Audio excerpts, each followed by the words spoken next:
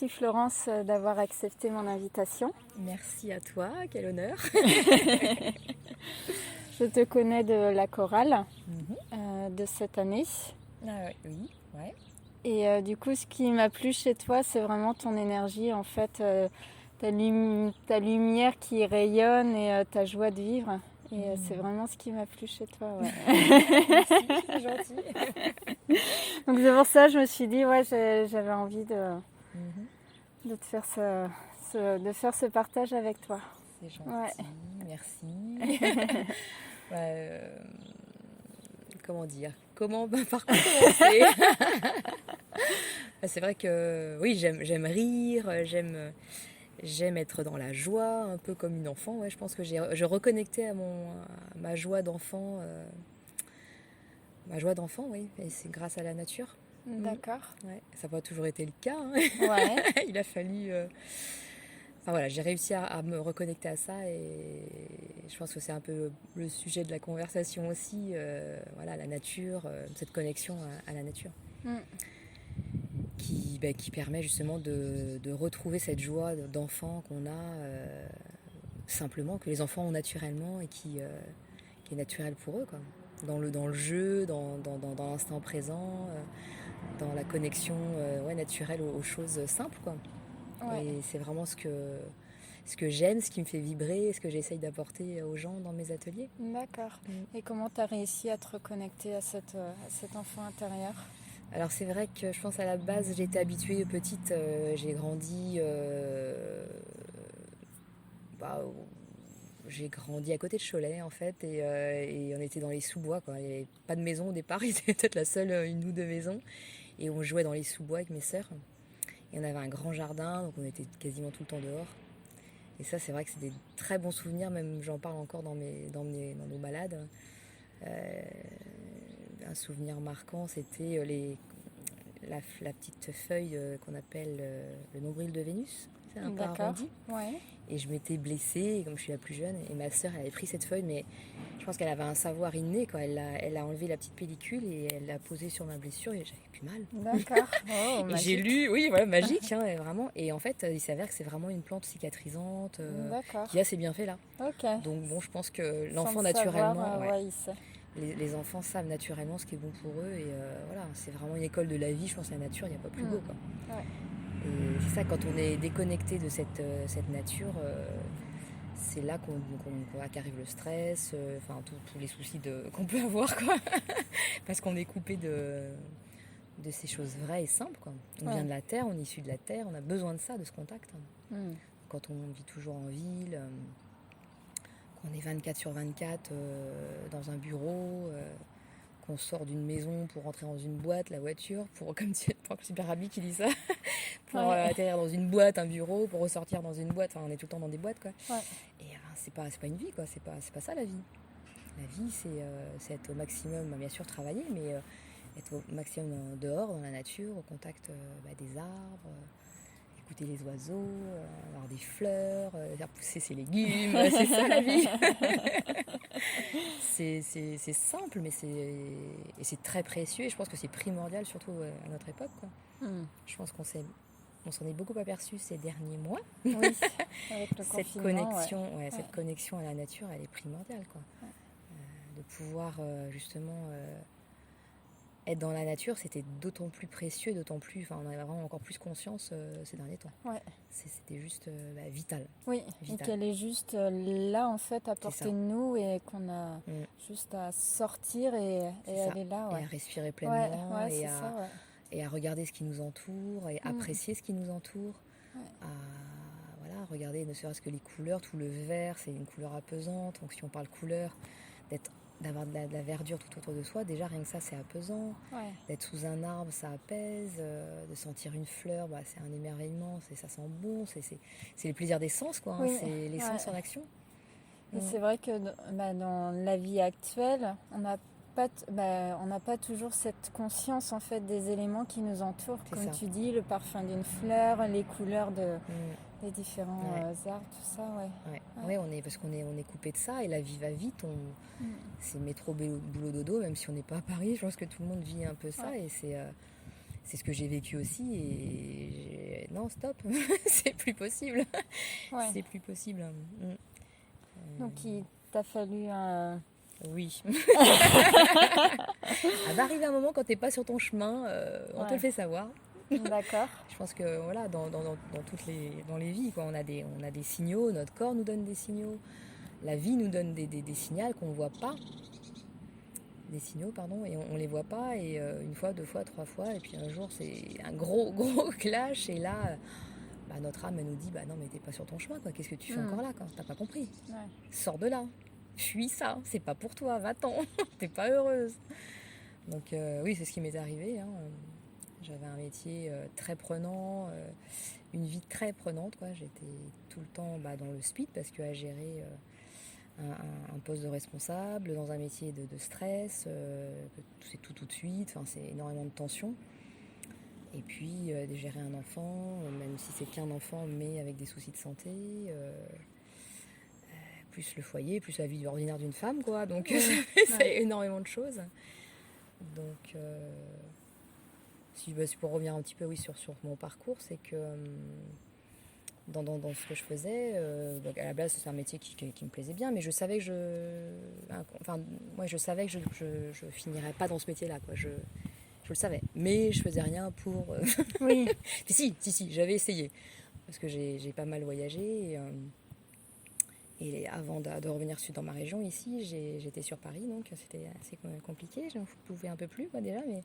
Et en revenant sur Angers, j'ai essayé de changer de métier, de voir le truc qui pourrait me faire vibrer. Mais bon, j'avais pas cette conscience-là. Et puis c'est difficile de se dire, tiens, je vais faire ça. C'est pas évident, quoi. Oui. C'est pas évident. Et puis on n'a pas forcément la formation pour ou quoi aux caisses.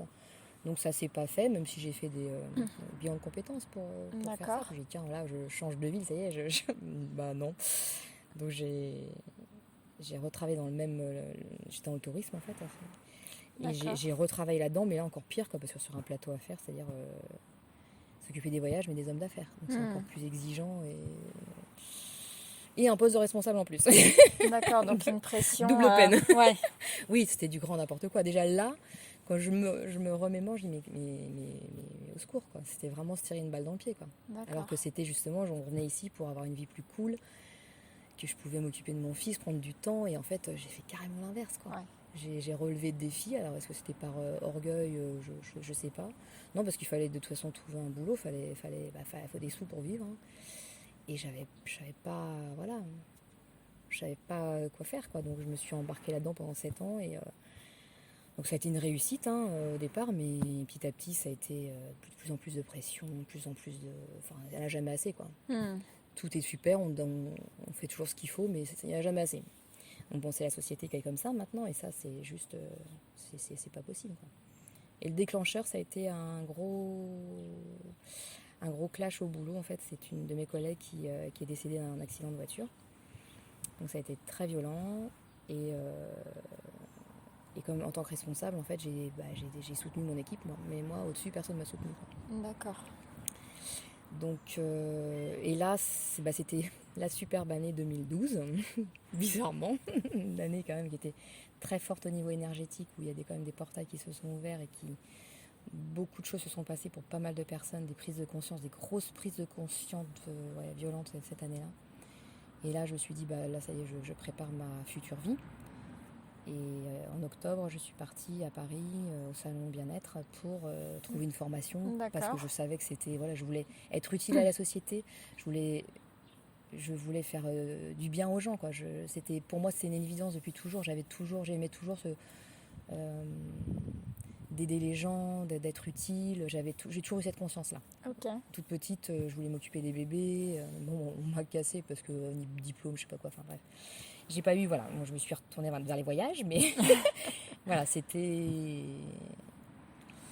J'avais toujours eu cette conscience-là, ouais. Et puis l'habitude d'être dans la nature et de toujours partir tous les week-ends avec mes parents. C'était la promenade du dimanche, on allait dans la forêt, c'était vraiment... ça, j'ai quand même cette base-là. Ouais. Et donc je suis partie à Paris et j'ai fait tout le salon, j'ai rencontré plein de gens formidables. C'est extrêmement extraordinaire. J'étais dans une énergie, j'étais hyper sereine ce jour-là. D'accord. Et Et en fait, je suis tombée à un moment donné sur un stand, je suis tombée en arrêt, quoi. Ça m'a vraiment, vraiment parlé. Et il y avait des tables de massage, donc j'ai testé sur moi. Donc j'ai fait un soin, donc c'était un soin d'énergiologie. Et je suis repartie avec ma petite plaquette et ça a mouliné dans ma tête pendant quelques mois. Mais bon, c'était à l'autre bout de la France, c'était un budget, donc j'ai laissé passer les mois et je me disais, waouh, il n'y a rien d'autre qui me parlait, quoi. Ouais. Et je sentais vraiment qu'il fallait que je me lance et j'en ai discuté avec Mario, mon mari. Et puis ce qui a aidé, c'est qu'on était dans le voyage aussi, donc pour les billets de train, on avait des réductions, c'était de temps en temps, je peux avoir voilà, c'était un peu plus facile. Donc j'ai dit, ok, bingo, je me lance, quoi. Ouais. Mais c'était pas simple. C'était pas simple parce que c'était à 1 heure de Toulon. D'accord. Donc je remontais sur Paris, je redescendais sur Toulon, et à Toulon, location de voiture pendant 1 heure pour le week-end. Donc la vie familiale, j'imagine, devait être... c'était compliqué puisque au retour, surtout que je rentrais pas le dimanche soir, parce que je l'ai fait la première fois, mais une seule fois. Je suis rentrée en train de nuit le dimanche soir de Toulon à Paris et Paris-Angers. Mais déjà, c'est pas très sécurisant. Voilà. Et puis il y avait un truc qui était coincé dans la couchette, ça faisait un bruit toute la nuit, ça faisait j'ai pas dormi de la nuit. Ça va pas être possible pour une prochaine fois, là. C'est un peu possible, surtout que j'enquillais sur mon boulot tout de suite après. Le lundi matin, j'étais au travail, quoi. Et en ne disant pas ce que je faisais, bien sûr. Donc non, je l'ai fait qu'une fois. Donc après, j'étais hébergée par une copine de promo qui habitait Paris, donc parce qu'il n'y avait plus de train pour rentrer sur Angers.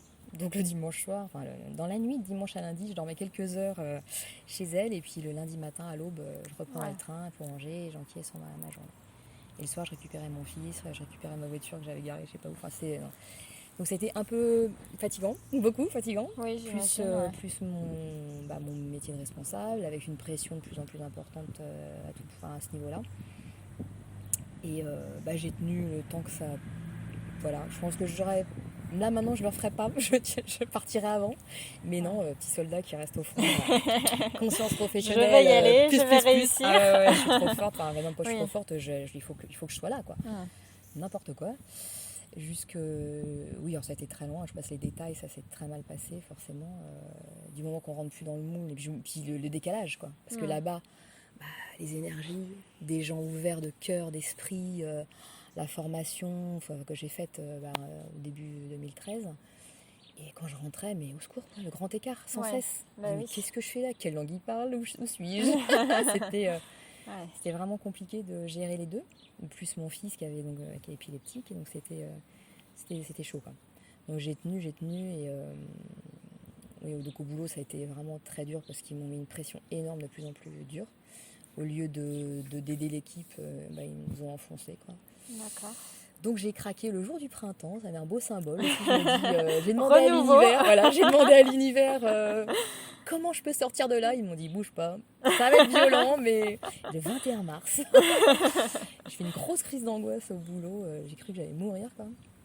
Et c'est vraiment mon âme qui m'a dit mais ça sort de là, quoi. Ouais. Et puis après j'étais en arrêt, quoi. Donc toute la deuxième partie de ma formation, j'étais en arrêt, quoi. Donc c'est pour ça que je ne me suis pas installée tout de suite. Oui. Il a fallu remonter la pente. Oui, c'est ça, ouais. L'épuisement physique et moral, donc voilà, ça a été long. Et justement, on en vient à tout ça pour dire quand même, c'était important que la nature a été la nature, des techniques de respiration, plein d'outils que depuis toutes ces années que j'utilise moi personnellement, je sais que ça fonctionne. D'accord. Que je diffuse dans mes ateliers parce que je sais que ça marche et que c'est des choses simples. Donc je donne ces outils et pour éviter que les gens tombent aussi bas ou en stress ou dans un mal-être. Voilà. Ça permet vraiment de lâcher prise, de déstresser, de renforcer le système immunitaire, d'apaiser le mental, ça fait baisser la tension artérielle, c'est extraordinaire, quoi, par la respiration, par le fait d'être... Et j'ai compris que ça passait par le corps, par les sensations. C'est pour ça qu'avant de partir dans la marche et tout, c'est vraiment se reconnecter à son corps, à ses sensations, de vraiment le ressentir et de respirer. Et tout ça, ça permet vraiment d'ouvrir comme des canaux. On est vraiment ici et maintenant et ça permet de ressentir tous ces bienfaits. Et ça fonctionne. je vous promets, ça fonctionne. Ça fonctionne parce que, voilà, de temps en temps, bien sûr, j'ai encore des petits coups de mou, mais comme tout le monde, je suis un être humain, nous sommes des êtres incarnés, surtout en ce moment, c'est quand même pas toujours très simple, mais je sais vraiment voilà, ce qu'il y a au fond de moi, je sais qui je suis maintenant, et c'est grâce à tout ça, quoi. Et c'est ça qui me fait vibrer. Oui. C'est ce qui me met en joie. Et l'alignement, du coup, dans ce que tu proposes et dans qui tu es aussi. Ouais, exactement. Ouais. Ouais. Mais il a fallu aller bien bas pour savoir. Mais souvent, c'est ça. Hein, c'est dis donc, t'es pas au bon endroit. Qu'est-ce que tu fais là? Mais souvent, on n'écoute pas. Oui, des fois, c'est le coup de pied aux fesses qui peut être très dur, mais en même temps salvateur pour faire prendre conscience que là, c'est plus possible. Comme des fois, des gens, c'est des maladies graves, mais même si ça paraît horrible, mais c'est grâce à ça qu'ils arrivent à être enfin eux-mêmes et à dire non, mais pourquoi je m'embête à vivre comme ça, quoi. C'est vraiment, c'est pour ça que toutes les épreuves dans la vie, finalement, c'est des cadeaux. Parce que sans ça, on n'avancerait pas, on ne progresserait pas et on serait pas comme ça, heureux et bien, quoi, après, quoi. Ouais, c'est vrai que sur le moment, on le voit pas forcément. Oui, c'est dur à avaler des fois. Mais c'est vrai qu'avec le recul, c'est souvent... Donc, puis c'est important aussi d'en avoir conscience. Et bon, il m'a fallu du temps, mais de remercier ceux qui nous ont fait peut-être aussi du mal. Parce que quelque part, c'est aussi... ils ont été des outils. Des outils pour permettre cette renaissance. Ouais, des révélateurs du coup. Ouais, complètement. Ouais, bonjour un petit coucou au passage. Voilà. Non mais c'est vrai, hein, c'est d'être en gratitude aussi, des choses simples. C'est vrai que pendant le confinement, tous les matins, je dis gratitude de vivre ici, quoi. Gratitude d'avoir cette nature, de pouvoir respirer, d'être en bonne santé, d'être en vie. C'est des choses qui nourrissent en fait l'intérieur et qui permettent que la fleur plutôt elle s'ouvre plutôt qu'elle se referme. Oui. Parce que c'est vrai que et ça va tellement vite d'aller dans un sens ou dans l'autre. Donc c'est bien moi je sais maintenant, je m'impose et c'est pas négatif, je m'impose des règles, des rituels, pardon, je cherchais le mot, des rituels tous les jours pour mon bien-être, parce que je sais que j'en ai besoin et que ça me nourrit. Okay. Ça me nourrit et si je fais pas ça pendant quelques jours, je le ressens tout de suite. Je commence à j'ai tendance à être nostalgique, donc j'ai besoin de ça, quoi. Ouais, c'est une hygiène de vie. C'est une hygiène de vie, ouais. C'est tellement de bonheur d'être en joie et de voir la beauté de ce qui nous entoure, ça n'a pas de prix, quoi. Ça n'a pas de prix. D'où le rayonnement que j'ai perçu du coup en toi. C'est ça. Et ça jaillit sur les gens que tu côtoies, forcément. Merci. Mais c'est formidable, c'est beau. C'est beau et puis merci d'avoir ce retour parce que j'ai envie de donner ça aussi parce que ce que j'ai vécu, je sais que ça peut être dur et que ça peut être simple aussi après d'aller bien. C'est simpliste ce que je dis, mais oui, parce qu'il y a le mental. Il y a possibilité avec des outils, avec des gens qui ont traversé des choses, des appuis, des soutiens, c'est possible, quoi. C'est possible. Oui, et aussi d'écouter son cœur et son âme plutôt que son mental. C'est vrai que le mental peut facilement... mon Dieu. Le mental va dire, non, machin, mais t'es sûr, mais ça va pas, machin. Oh non, mais... Parce que le mental, il va toujours... lui, il va resservir toujours la même chose. Hein. Du moment qu'il connaît, prend pas de risque. Donc voilà. Et il va jamais aller nous mettre... Et c'est pour ça que quand il... Dans tout ce qui est bien-être, on nous dit de sortir sa zone de confort. Oui, parce qu'en fait, c'est en prenant des risques et en découvrant de nouvelles choses qu'on s'aperçoit qu'on est capable de tellement de choses. Ouais, on se limite beaucoup en fait. À cause du mental, qui va nous dire la raison, le mental comme on l'appelle. Mais oui, mais non, si tu fais ça, tu te rends pas compte, machin. On va dire, mais toi, tais-toi. Et ton corps, qu'est-ce qu'il dit? Ouais, c'est ça. Et ça, c'est un outil aussi que j'utilise beaucoup. Maintenant, c'est que le corps a une conscience, à sa propre conscience, et c'est intéressant de communiquer avec lui. Et c'est ça, avec un tout petit peu d'entraînement, c'est facile à faire, par les ressentis. Donc c'est pour ça que travailler tous les jours son ressenti corporel, c'est hyper important. De se dire, je me connecte à mon corps. Donc, par exemple, je peux me frotter comme ça, pour me dire je me connecte à mon corps.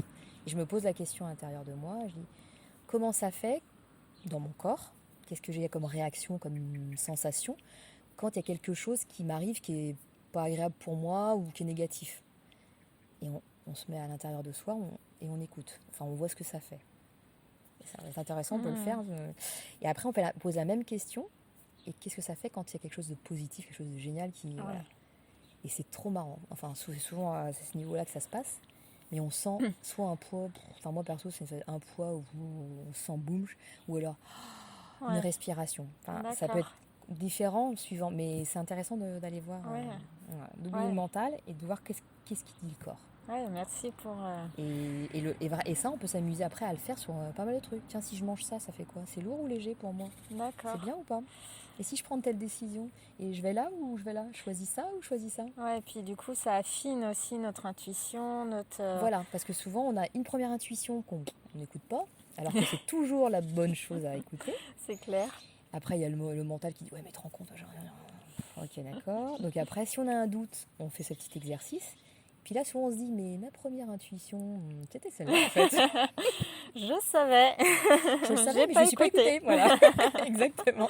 Oh, je pense qu'on passe tous mais bien sûr. par là, ouais. Mais bien sûr, parce qu'on a tous on a tous ces capacités. Sauf que dans notre vie actuelle, enfin, le monde moderne, on va dire ça, le monde actuel, on va dire, on nous coupe de ça, quoi. Ouais. Sciemment ou pas, hein, ça c'est un autre sujet. Mais... On a ces possibilités-là en nous, on les a toujours eues. Oui. Sauf que le monde moderne nous coupe de ça. Oui, c'est ça, le fait d'être dans un travail, d'être dans une vie qui est trépidante, finalement, on prend plus le temps de se connecter à c'est son... ça, on n'est que dans le mental, dans la vitesse et dans le mental. La vitesse, le mental.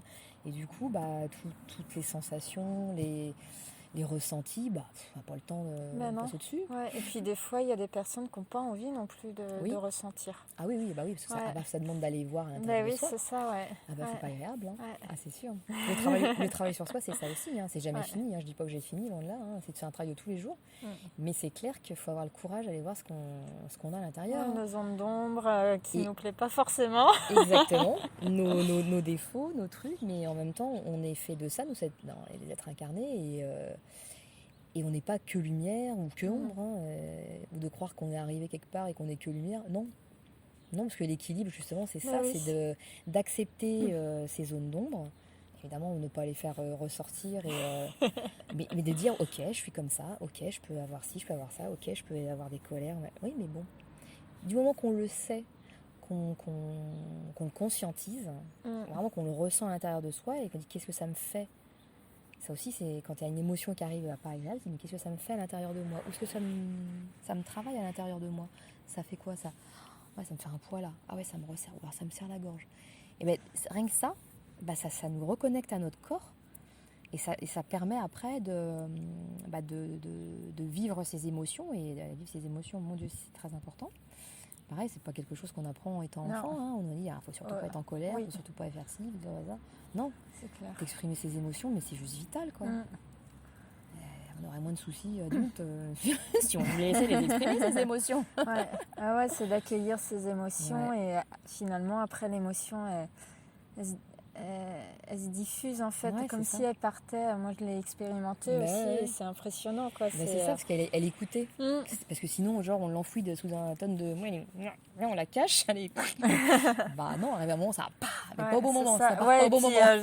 Aussi envers une autre personne, donc ça, c'est pas cool. C'est ça, c'est lui, il a rien demandé. C'est ça. Tout, qu'est-ce qui se passe? Non, je cherche pas. C'est le mouchoir qui s'est enlevé. Ça fait un petit geyser. C'est clair. Bon, qu'on connaisse tous ça, mais voilà, les émotions, vaste sujet aussi. Et je reviens à dire, ça passe par le corps, tout passe par le corps. Parce que ça, quand on est un être sensible, on a tendance toujours d'être là-haut, quoi. Hein, tu connais bien. À être la tête dans les nuages, à pas capter. Oui, voilà, c'est ça. Tête en l'air. C'est ça. Et non, en fait, c'est comme si on était coupé de nous, en fait. Et ça aussi, j'ai appris ces dernières années à... C'est pour ça que de marcher même pieds nus dans l'herbe, ça me permet déjà d'être ancré. Donc, il faut d'abord être ancré au sol, ancré dans la terre-mère, qui nous porte, pour pouvoir après être connecté là-haut, des deux côtés. Et recevoir les intuitions. Comme un arbre. Comme un arbre. Ouais. On prend notre force de la terre, hein, l'arbre il prend sa force avec les racines, ça remonte dans son tronc et après ça se diffuse. Et ben on est comme les arbres. Hein. Oui. Ah ouais, c'est clair. On a besoin des deux, sinon on est bancal. Non, mais c'est ça, ouais, exactement ça. Lien avec les arbres. Depuis que je suis petite, j'avais un grand jardin et on jouait dans les sous-bois, dans les sous-bois, dans les feuilles mortes. Il y avait énormément d'arbres et j'habitais rue des Châtaigniers. Donc. Et il y avait un arbre vraiment très, très gros dans mon jardin. Je ne sais pas si c'était un chêne, enfin que je retourne voir pour voir ce que c'était. Mais il y avait déjà cette connexion naturelle dans la nature. Quoi. On était toujours dehors. Quoi. D'accord. Ouais. Donc voilà. Et puis après, j'ai toujours aimé, j'ai toujours gardé cette habitude le dimanche. Quand tu bosses pas en fait, d'aller marcher dans la nature, de se reconnecter à cette nature. Et puis après, ça a été donc pendant ma formation. Toute ma formation d'énergiologue, en fait, c'était toute la première partie, c'était se connecter aux énergies, mais dans la nature. Donc on s'est connecté à toutes sortes d'essences d'arbres pour voir justement les différences, les ressentis. Et toute cette partie-là, on était dans un magnifique endroit en pleine nature et c'était juste magique, quoi. C'était magique. D'accord. Et c'est ce que tu proposes dans tes ateliers, de te connecter aux différentes essences d'arbres? Alors, même s'il n'y a pas énormément de choix, ça dépend des lieux, parce qu'il y a beaucoup d'endroits où tu as des arbres magnifiques mais qui sont privés. Mais effectivement, oui, se connecter aux arbres, travailler aussi, travailler dans le sens, essayer de se soigner, comme les thérapeutes naturels, qu'est le soleil, le vent, l'eau. Donc on ressent toutes ces énergies des arbres, mais aussi de tous ces éléments naturels. On fait plein de petits exercices de connexion comme ça avec toutes les énergies naturelles qui sont disponibles et qui sont accessibles à tous, quoi. Ok. Voilà. Et cette connexion à l'arbre, qu'est-ce qu'elle t'apporte pour toi? Eh bien, quand on se connecte à un arbre, déjà, il y a un apaisement qui se fait, déjà, d'office, un apaisement, un calme qui s'installe à l'intérieur, ouais. Et ça ressource, on reprend vraiment de l'énergie, parce qu'après, on peut, déjà, comment dire, parce que c'est vraiment comme ça quand on s'adresse à une personne, un ami, hein, et ça peut être réconfortant. Et puis aussi reprendre des forces, parce que si on se met le dos à un arbre, c'est vraiment, on sent plus il est gros bien évidemment, plus on ressent cette énergie remonter en nous. Et ça redonne de la vitalité, ça rebooste. Hein. D'accord. Ça renforce, on se sent plus apaisé et plus fort, quoi, mieux, quoi. On se sent bien. Ouais. Et ça a été prouvé scientifiquement maintenant, que les arbres diffusent des substances par les branches. Voilà, c'est très bon pour l'humain. Hein. Au Japon, ça existe depuis très longtemps. Oui.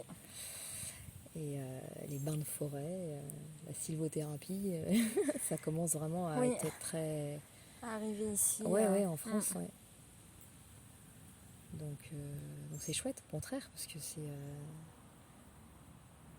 c'est très utile, c'est simple et il faut que ça soit accessible à tous, quoi. C'est ce que j'essaye avec ma petite expérience. La grande expérience.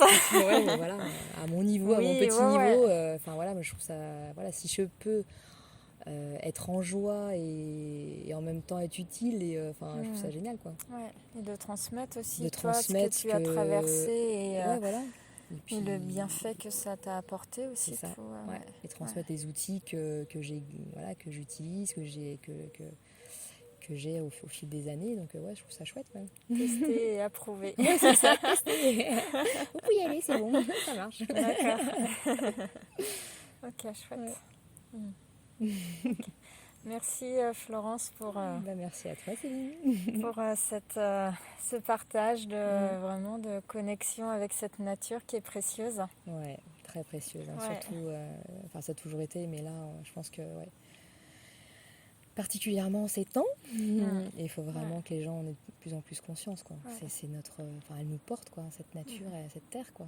De la c'est notre protéger, bien le plus précieux, donc c'est ça aussi que je souhaite aussi apporter, cet amour de la nature, de la terre, et donc par les enfants aussi. Je sais ils aiment bien cet aspect-là, et j'aimerais vraiment développer ça parce que c'est quand même l'avenir de notre planète, quoi. Mince alors.